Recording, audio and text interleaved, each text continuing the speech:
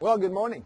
It's a beautiful day on a Thursday. It's Halloween today, and one of the plants in our garden that you might want to take advantage of, not the one in my garden, of course, but this particular plant you can find at Home Depot, Lowe's, or some other nurseries, called fire stick.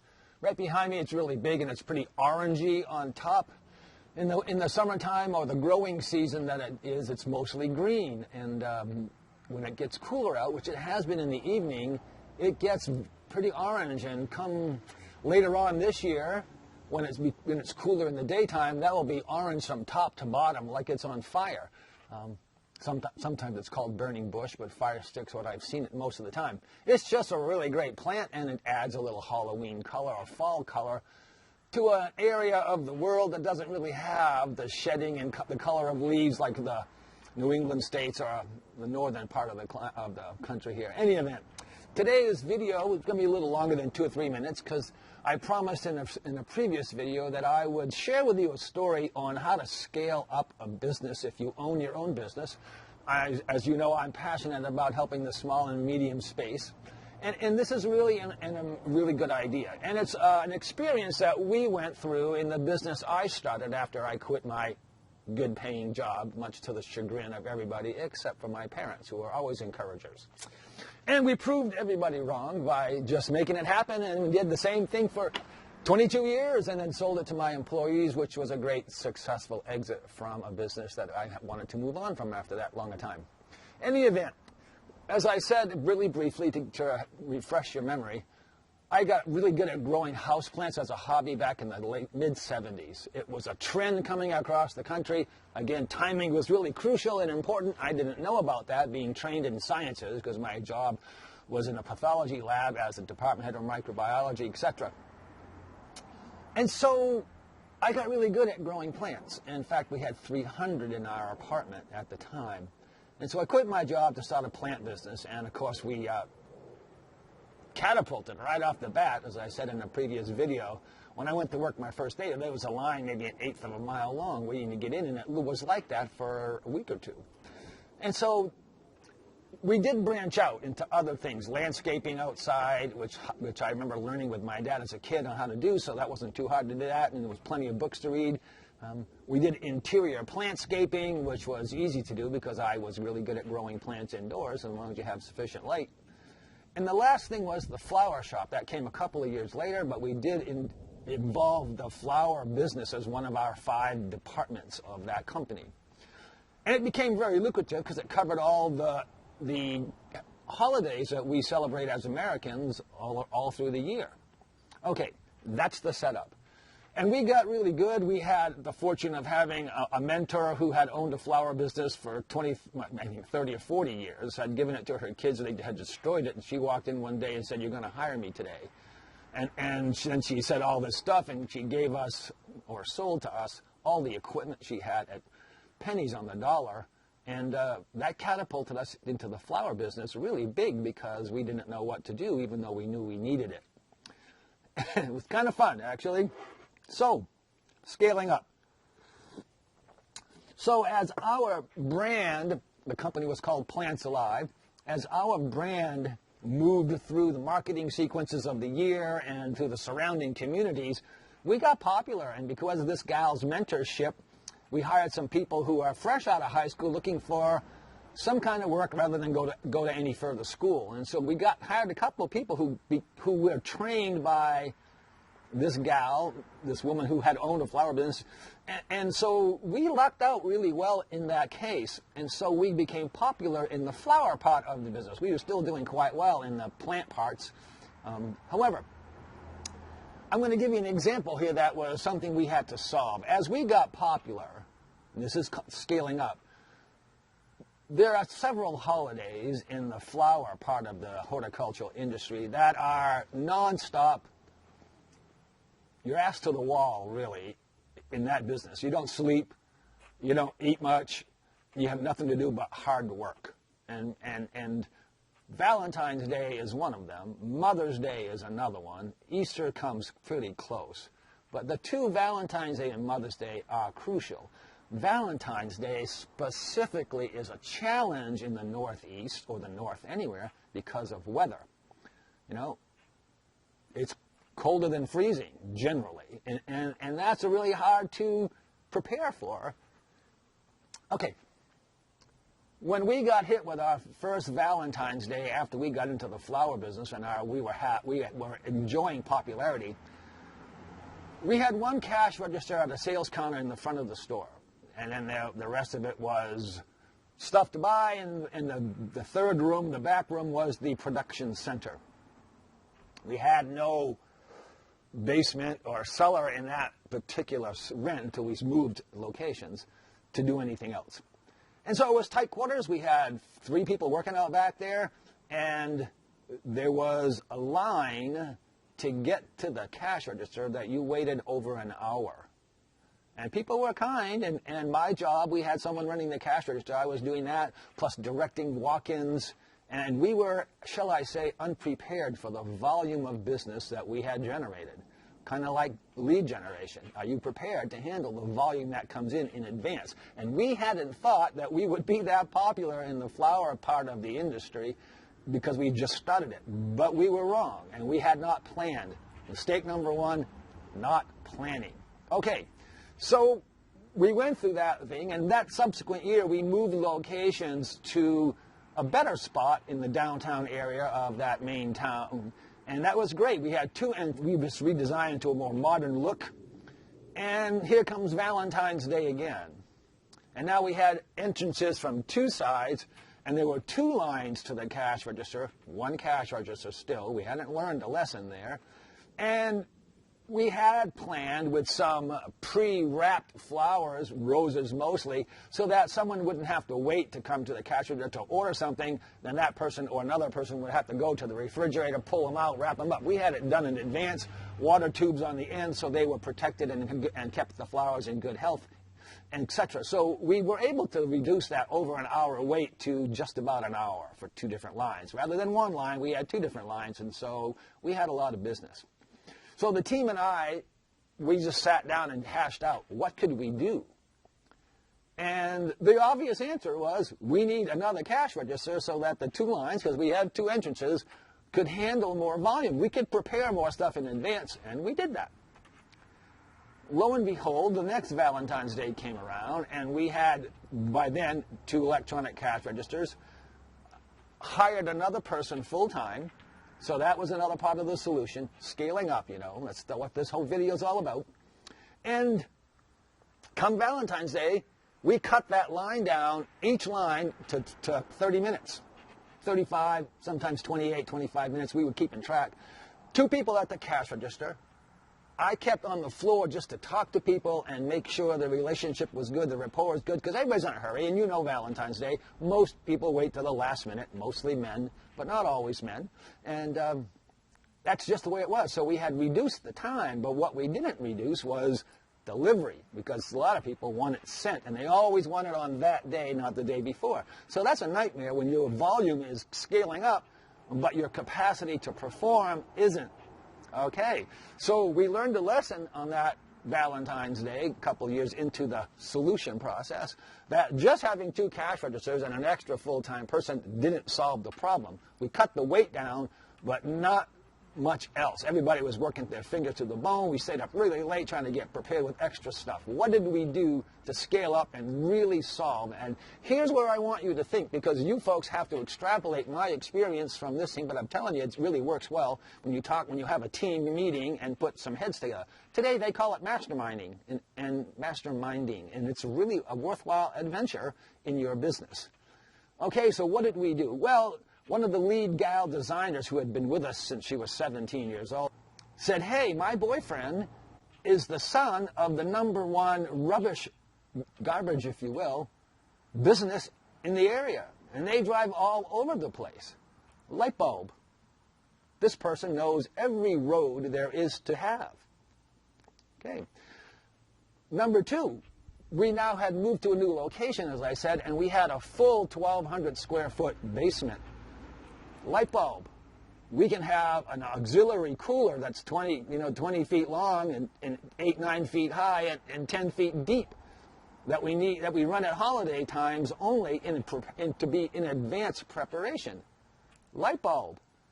Since we have that location, why don't we put a telephone down there and a work desk as well as the multiple tub sinks that has all these chemicals feeding in to help flowers be preserved. There's a lot behind the scenes that people think flower business is easy. It's not easy. There's so much work before you see the pretty, but that's another story.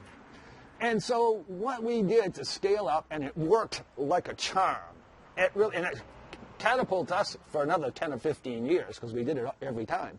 Not just Valentine's Day anymore, because we were marketing to get more business. We all wanted to have higher paychecks. We all wanted to have our stuff.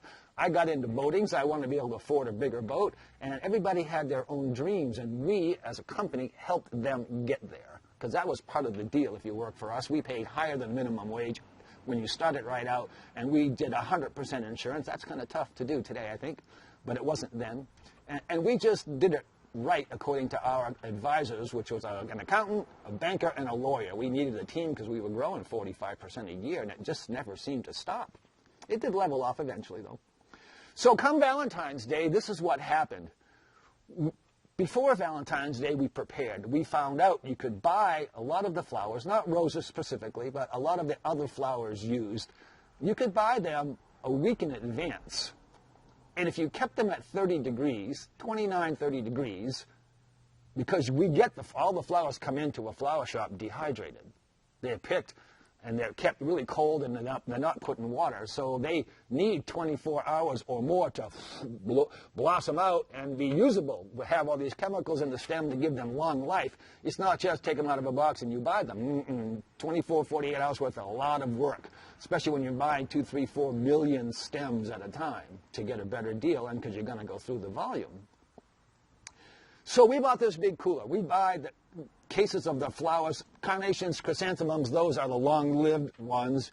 We buy them a week, sometimes 2 weeks in advance, and pay 12, 15 cents a flower. Off-season, it's 8 cents, 12, 15 cents if you buy millions at a time.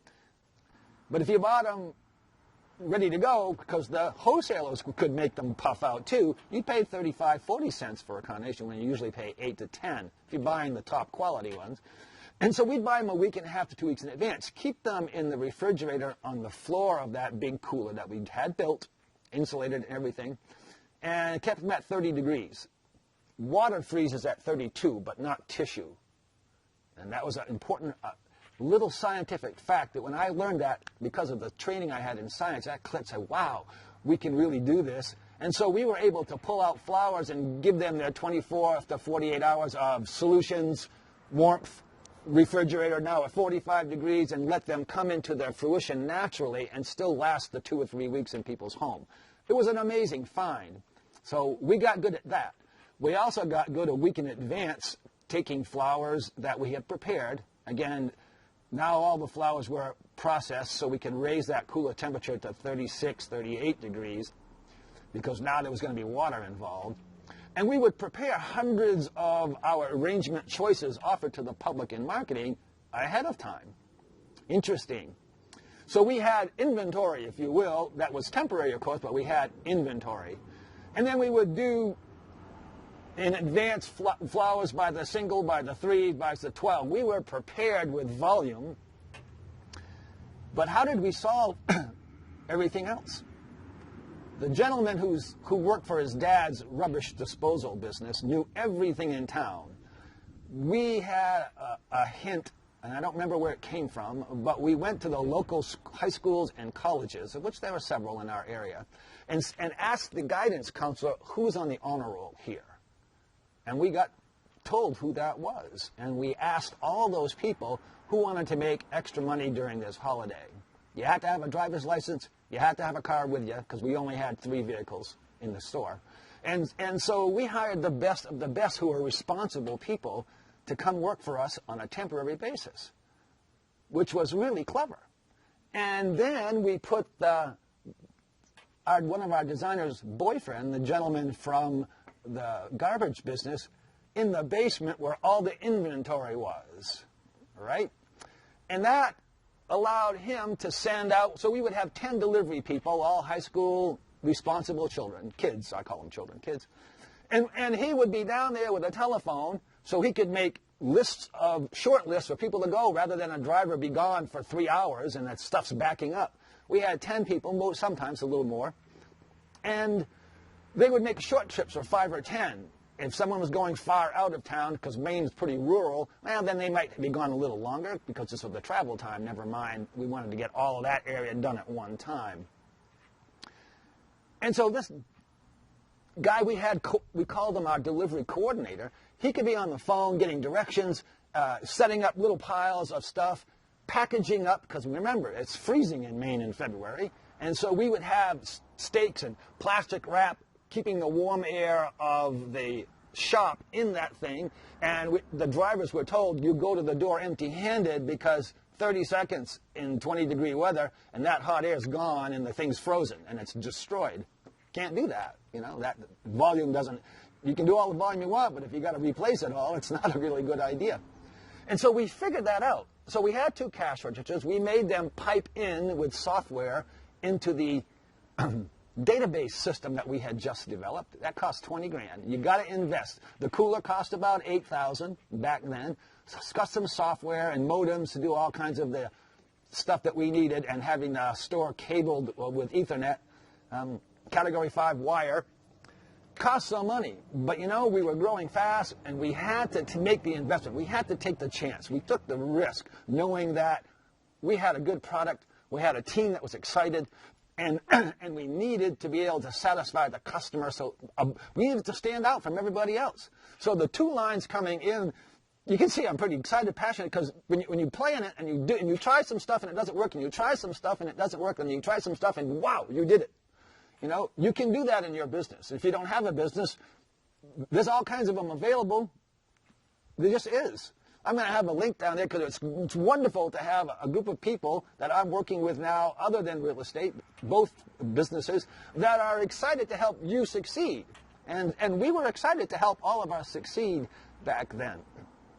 So when you came to Plants Alive at Valentine's Day or Mother's Day or any major volume holiday that we learned about and got prepared for, because we had the tools now, we had the equipment, we had the strategy figured out. It took us a couple years to get all the pieces, but we had it. So there was 2 cash registers again.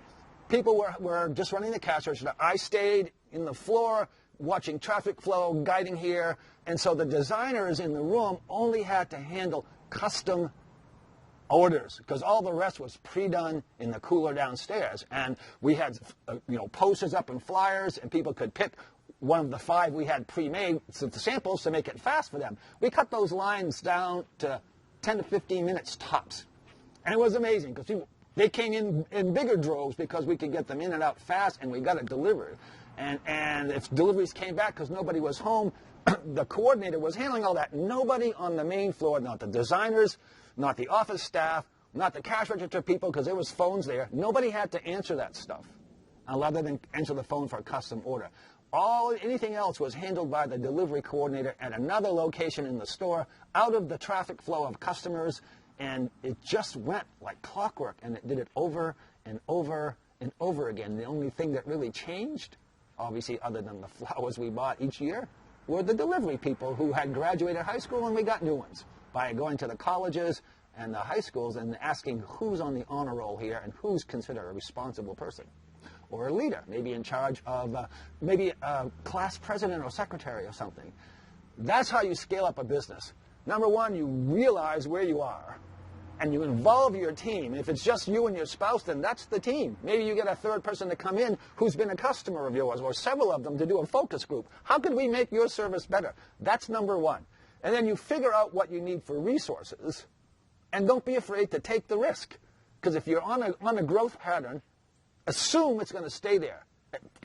Not assume, expect it to stay there and draw that law of attraction to you. Are you going to encounter problems? Absolutely. The first 2 years we tried different solutions. We didn't have it figured out. We cut the line down a little bit, but nothing else. And so it took some investment into us as a team, thinking through, masterminding, taking some advice and counsel from other people in the industry who were far enough away. We would travel to other states to learn what they were doing. That's what it takes to scale up a business. Now, if you happen to have an online business, as I've just become part of the Empower Network because we like multiple streams of income, so that you don't depend on one thing in the cycles of it is. And what we're doing with that is helping other people do the same thing I just mentioned. Have a multiple stream of income that's totally online product. I don't have to worry about delivering at 20 degrees or less, 0 degrees. I don't have to worry about pre-wrapping. I don't have to worry about an hour and a half wait in line just to get what we manufacture. None of that stuff with the educational products on how to have a better online presence to enhance the business you already have, to enhance a job you might have, especially if it's commission and bonus driven, because you're going to want to hang on to that if that's what you want. But if you don't have that and you don't have the tax deductions of having your own business, then having an online digital business that the product's delivered immediately, electronically, and it's valuable, and it helps somebody scale up what they want to do for their family or their team, it's a win-win. And it has to be a win-win for us or it's not a deal. That's a great philosophy to have. You have a good one. Ciao.